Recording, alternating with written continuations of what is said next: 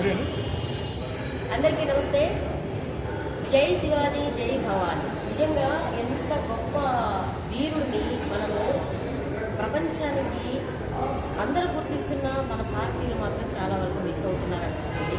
ఛత్రపతి శివాజీ మహారాజు జయంతి ఫిబ్రవరి 19వ తేదీన నేషనల్ హాలిడేగా ప్రకటించాలి అని చెప్పి ఐతరి స్వరాజ్ అభియాన్ దివాస్ అనేది వారు నినాదంతో చాలా గొప్పగా ఒక మంచి ఆశయంతో ముందుకు వెళ్తున్నారు. వారందరికీ కూడా నా వంతుగా నేను ఇలా సపోర్ట్ చేయాలనుకున్నాను. అందుకని చెప్పి అసలు వారిని చూస్తేనే చాలు, శివాజీ మహారాజుని చూస్తేనే చాలు లోపల నుంచి ఉప్పొందుతుంది మనకి. ఎక్కడ లేని హైందవ సమాజం కోసం వారు చేసిన కృషి మామూలుది కాదు. ఆయన చేసిన కృషి 1000 ఏళ్ళు కాదు, ఇంకొక 1000 ఏళ్ళు అయినా కూడా ఈ జాతి మర్చిపోకూడదు. ఈ జాతి మొత్తం ఆయనకు రుణపడి ఉండాలి. ఎందుకంటే పీడించి బాధించి ఎన్నో రకాలుగా కష్టాలను అనుభవించి ఈరోజు మనం ఇంకా స్వాతంత్రంతో సంతోషంగా ఉన్నాము అంటే ఇలాంటి వీరుల త్యాగ ఫలం, ఇలాంటి వీరులు చేసిన కృషి. వీరి ద్వారా ఎంతోమంది నేర్చుకోవాల్సింది, మన భారతీయ చరిత్ర పుటల్లో ఉండవలసింది.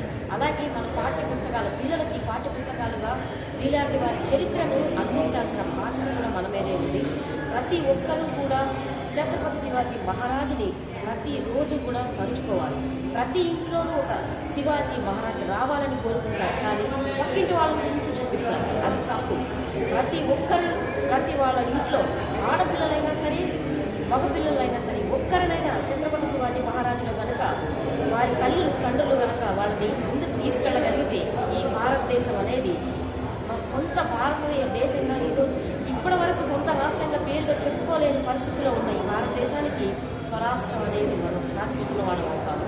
ఎప్పటికీ ఇంకా ఇంకా ఇంకా ఇంకా ఎప్పుడు డెవలప్ అవుతున్న కంట్రీ అంటున్నారు, కాదండి. డెవలప్ అయిన కంట్రీ కింద మన భారతదేశాన్ని మనం చూడాలి, అఖండ భారతాన్ని చూడాలి.